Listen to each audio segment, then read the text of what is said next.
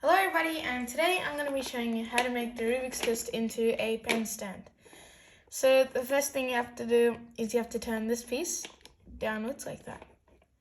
Okay, now count two blocks and then turn it twice, 3 blocks and then turn it twice,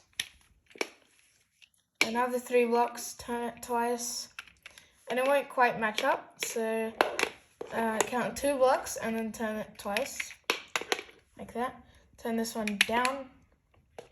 Turn this one twice. Turn this one, so face it like this. Turn this one towards you. Alright, so now we're looking from the bottom. Count 2, turn it twice. Count 3, turn it twice.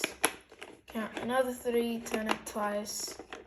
And then looking from the top, turn the final piece like this. So it matches with that one. And there you go. So that is your pen stand. You can turn it any way. I mean, I think this way looks better than that way. So, yeah. And goodbye. That's pretty much it for this video, guys. If you liked it, please make sure to hit the like button and also the subscribe button. And goodbye. See you in my next video.